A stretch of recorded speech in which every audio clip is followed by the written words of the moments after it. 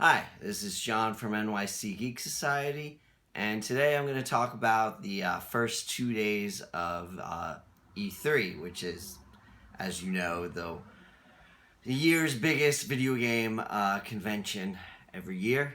So I'm going to be talking about the the conferences that took place. First, start with the Microsoft conference and Bethesda, which were both yesterday. Devolver Digital was also yesterday. And then there was the PC game show today, Ubisoft and Square. And if I'm looking down, I'm just going to be looking at my notes here.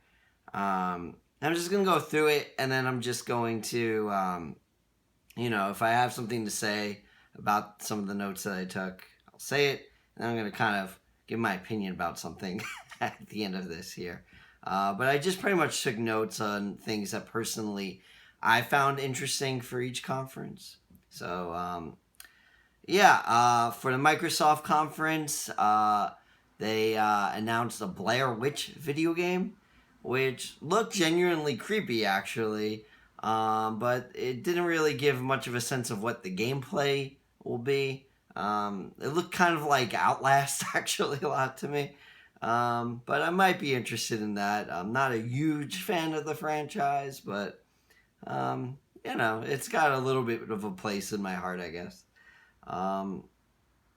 Then they showed a new Cyberpunk trailer, and Keanu Reeves is going to be in it. So that's pretty cool. He was actually there, came out on the stage to talk a little bit about it. There was this game called Spiritfarer, where I think you play as some kind of deer in a post-apocalypse. I don't know, but it looked kind of interesting. There was Legend of Wright, which looked like an art style of someone's, like a kid's scribblings in his notebook, coming up with his own adventure, it seemed.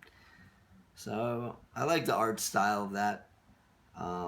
They talked a bit about Xbox Game Pass being available on PC now. The entire Master Chief Collection is going to be on Game Pass. Game Pass is $9.99 per month. Then they announced Game Pass Ultimate, which will be $14.99 per month. And also have games for gold in that subscription. But still, that's pretty pricey. I mean, they kind of make it sound like it's affordable or cheap. I mean, I guess it's kind of affordable, but $9.99 a month is still about $120 a year, and $14.99 a month is about $180 a year. So, to me, that just doesn't sound worth it to pay for video games that you don't actually own, you know? I mean, I'm good at playing for games for gold, which I think is $60 a year. And PlayStation Plus is also another $60. So I'm good with playing for that. Like $60 a year seems okay to me. But $120 or $180 a year for something you don't own, that's just not that great, if you ask me. They had this game called Flight Simulator, which I believe is an old franchise, actually. But the new one's going to be taking in stuff from Google Maps, which is kind of interesting to me. Double Fine is joining Xbox Studios. That's kind of a big deal. I'm still not sure if that means that Psychonauts 2, is that still going to come out on PlayStation? Maybe not now. But either way, I guess moving forward, all Double Fine games will be owned by Xbox, at least for the time being. Which is kind of funny, because I think that Microsoft was the ones that kind of screwed them over on the original Psychonauts, from what I remember. But I guess bygones are bygones at this point. This game I actually was really interested in. There's a game called 12 Minutes, and it's being published by Annapurna Interactive, which I've liked a lot of their games now, or at least a couple of them. I really loved Her Story, which they publish, and I love What Remains of Edith Finch.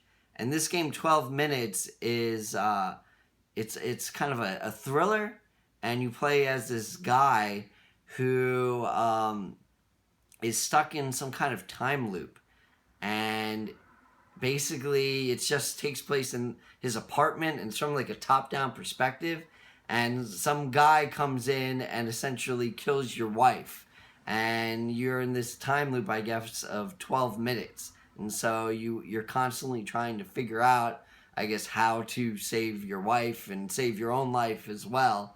And that looks really interesting to me. That seems pretty different. There's another game called Way to the Woods. Honestly, I don't remember what that was. But oh well. I wrote it down. Gears 5 is coming out September 10th. What I found interesting about this is that you'll be able to play it 5 days early on Game Pass Ultimate. So that's interesting. If they're going to be releasing games early on that service, I don't know how I feel about that. Then there's going to be some kind of Terminator expansion for Gears. Okay. There's a new Elite controller coming out. They're bringing Phantasy Star Online 2 to the United States. There's a new Borderland expansion thing today. Or yesterday. It came out. They revealed the new game that from Software, that they're collaborating with George R. R. Martin to make this game called Elden Ring. And so yeah, it looks like a From Software game. Those are the guys that made Dark Souls and Bloodborne. If you're not familiar. They make really hard games. Oh, the game's going to be called Elden Ring. Then they talked about Project xCloud, which is their cloud server platform. And it looks like through xCloud, they're going to have something that sounded very similar to PlayStation's Remote Play, where you can turn your own console into kind of your personal server. They talked about Project Scarlet, which is their new console coming out, their new next-gen console. And they said that it's going to be released holiday 2020, and it will launch with Halo. And what I was really interested in is that they were talking about that it's not going to be just about upping graphics, you know? They said that we'll be able to run 8K. I don't know how useful that is right now. But they also were saying that it could be that they're going to be focusing a lot on reducing load times in games, which that I'm very excited about. So yeah, those were all the things that kind of, sparked something in me on Microsoft conference, which was yesterday. Moving on, Bethesda's conference had a lot less things that were interesting to me. One of them was Ghost Whisper, which is a new game by Shinji Mikami's studio. The guys that made, Evil Within. Looks like it's going to be some kind of action horror game. But they didn't really reveal too much about it. Then there's another game called Deathloop, which, again, is another time loop thing. But I'm kind of interested in anything to do with time loop or time travel or anything to really do with time. So it looks like some kind of shooter, though. But I'll check it out. And then they were talking about Orion, which supposedly is some kind of system that will help with video game streaming. So if a game, I guess, uses Orion, it'll make streaming better. Okay, but yeah. Then last night ended with Devolver Digital's kind of direct, which was really kind of funny and, batshit crazy as well. Just check it out. It's like this 25, 30-minute thing. It was really weird, but kind of funny. But one of the things that I think is really cool is they're coming out with an Enter the Gungeon arcade game that's going to be called Enter the Gun Dead. and it looks like a light gun shooter, and it's actually going to be having arcade cabinets that they're going to deliver to real arcades, and you could actually have one delivered to your house if you bought one. I don't know how much it's going to cost, but that's kind of interesting and kind of cool. And they showed off that game again, My Friend Pedro, which is this really cool side-scrolling shooter. Unfortunately, it's only coming out for the Switch and the PC, which I have neither. So I don't think it's coming out for the Mac. But, I don't know, maybe Axel will get it on his Switch. And that was all for Devolver Digital.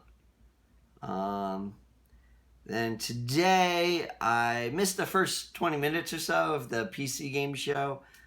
They showed some new footage for Bloodlines 2, Vampire the Masquerade. And it said that it was a gameplay trailer, but they didn't really show that much gameplay. It was kind of hard to tell what was real gameplay. Because, you can always kind of tell where if it's real gameplay, it has a little cursor at the center of the screen, and almost none of this did. So I don't really know if it's gameplay. I'm a little suspect about that. But we'll see. It looked interesting. I know Vic's going to be really excited about that. They showed off that game called Ancestors, which is being made by the guy who made the original Assassin's Creed. And it's basically the story of the evolution of our species, where you start off playing, one of the original ancestors of human beings, and then you evolve to, like, Lucy, and you keep evolving until, I guess, you get to the point of, I don't know, being us. I don't know. But I'm kind of interested in that. And he has a release date for that now, which is August 27th. So that's pretty soon. They showed a little bit more of Telling Lies, which is made by Sam Barlow, the guy who made Her Story. And there's supposed to be a panel on that tomorrow, so I'll probably be finding out a little bit more about that tomorrow. And there's this game called Genesis Noir, where you play as like this detective that is solving some kind of trippy thing from the beginning of the Big Bang to like now, and it had this really interesting, weird, surreal art style. So maybe I'll check that out. Then there's this game called El Hijo, where you play as this boy trying to find his mother, and I don't know, it looked kind of interesting and different. That's all that really interests me about the PC game show. And for now, the Ubisoft conference. Yeah, they started out with an Assassin's Creed Symphony, saying that they were going on tour with that. So that's kind of cool. They showed off the new Watchdogs game called Watchdogs Legion. And that's going to be released March 6, 2020. And that actually looked really interesting, where you could kind of... They said you could recruit anybody, and it takes place in a near future London, a post-Brexit London. And you could recruit supposedly any NPC and play as them. But if they died, there's like permadeath. But there was like these really cool things where you could play as like this old lady who was like a retired assassin, for example. And she's this cute little old lady just going around killing people. I don't know. It looked fun. It looked interesting. It looked like that actually even was saying something about modern day things going on. So I want to follow that. I'd be curious to see how that turns out. So that's going to be released March 6, 2020. Mac from Always Sunny in Philadelphia came out and talked about a new TV show that he's making about video game developers. It's supposed to be a comedy. It's called Mythic Quest, Raven's Banquet. And it's going to be available on Apple TV Plus. So if you have Apple TV Plus, that looks like it could be funny. They announced that the Division movie will be in collaboration with Netflix. They announced Uplay Plus, which is available on PC, or will be available on PC. for $14.99 a month. Again, it's not that cheap, guys. It's going to launch in September, and it will also be available on Stadia, Google Stadia, next year, which I'm a little confused how that works. I guess that means that if you want to stream Uplay Plus games, then you would do it through Stadia. Otherwise, I guess it's just a subscription, but you still download stuff, I guess. Yeah, that's pretty much all that really interested me about Ubisoft conference. Now moving on to Square. They open up with the Final Fantasy VII Remake. They said that it's going to be coming out March 3rd, 2020. And it's going to be 2 Blu-ray discs. Now, one of the things that I'm kind of confused about is they said something about Midgard portion of the game will be its own game in its own right. And originally, when they announced the Final Fantasy VII Remake years ago, they said that it was going to be an episodic game. So that basically, I don't know, you would get a new game every year or every few months. They were never really specified. But that game was scrapped. And they never really said, is this still an episodic game? But he said something about like Midgard is so big that it's a game in its own right, but it's on 2 Blu-ray discs. And I don't really understand how this works. Is it just going to be part 1 where you play just as Blue in Midgard? But how is that going to take up 2 Blu-ray discs? I mean, if Red Dead Redemption 2, all of Red Dead Redemption 2 is on, 1 Blu-ray disc and I guess 1 install disc they had, why would this need 2 Blu-ray just for the Midgard portion? I don't know. It's kind of confusing. But it's coming out. So I guess we'll find out at some point. It's going to be real-time action mixed with ATB. So basically, you'll have like the ATB gauge, that's active time battle, like you did in the original Final Fantasy VII. And once that fills up, you could go into tactical mode, which pauses time, and then you can use like your strategy turn-based stuff like you did in the original game. But other than that, you can still be hacking and slashing and moving around before that happens. So that's kind of interesting. Kind of a best of both worlds maybe kind of thing. They showed Tifa. They showed Sephiroth. They showed the very expensive collector's edition, and then the not as expensive like deluxe edition. Crystal Chronicles is getting a remaster. That was a GameCube game. Okay. It's coming to the Switch, PS4, and mobile phones. So, cool. Square Enix soundtracks are all streaming now. So you could listen to Final Fantasy soundtracks on Spotify. That's kind of cool. They're coming out with a Final Fantasy VIII remaster. Coming this year at some point. Didn't give a date on like all the systems. And then they showed the Avengers game. And so that's going to be a single player / co-op thing. But it looks like it's going to be an always online kind of thing, like Destiny. And personally, I'm not really that happy about that. I really am not interested in playing online games. I never have. I never liked that. When I play a video game, I want to experience the story. And it's been my experience that whenever I've tried playing something online, because you're playing with other people, the story is broken. It's just it breaks immersion for me every time. So I'm not really too excited about that. You will be playing as the Avengers though. It's being made by Crystal Dynamics, who are the guys that made the Tomb Raider reboot and Rise of the Tomb Raider. They actually got some old Naughty Dog employees there too. They got Troy Baker playing the Hulk, Laura Bailey playing Black Widow, and Nolan North playing Iron Man. So that's cool, but I'm not really thrilled about the online thing. Although they said that there will be no loot boxes or pay to win. And that will be coming out May 15th, 2020. So that's all of the conferences. And of course, Sony wasn't there this year.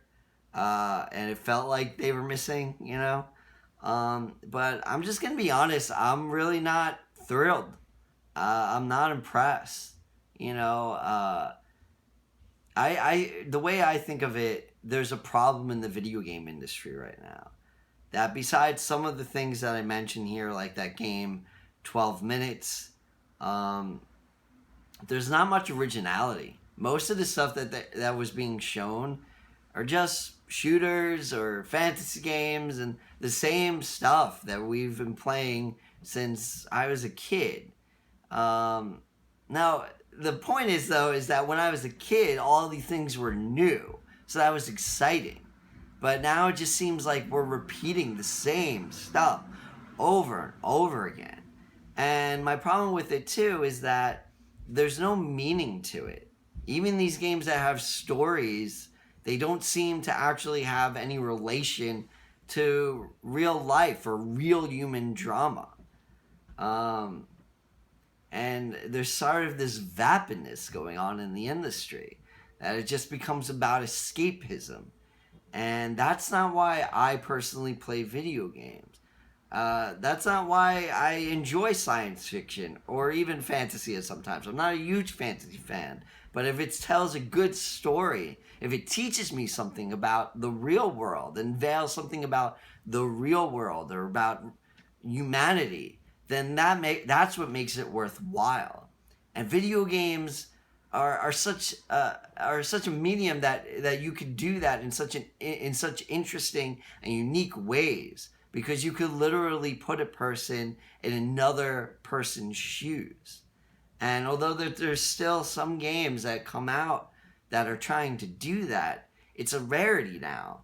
Even Ninja Theory, which made Hellblade and Heavenly Sword, games that I love that really are about humanity and even like mental disabilities and psychosis. They're making just like a team shooter, that's boring to me. I'm sorry.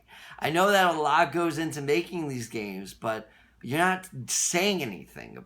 You're not doing anything. It's just escapism. It's just fun for fun's sake. And ironically, that's not fun for me. So maybe I'm just old and jaded. I don't know. maybe that's so. But I'm looking for a little bit more from the industry that I've grown to love my entire life. So I don't know. Tomorrow E3 is officially starting. Maybe there will still be more reveals. Maybe there'll be more games that I'm personally interested in. There's some panel discussions that I'm going to look into and talk about on the channel, so stay tuned. Axel's also going to join me for that. And so yeah, like, share, subscribe, tell your mom, tell your dad, tell E3 to keep going, first of all, because a lot of people are saying that they don't know how long it's going to last. And NYC, geek out.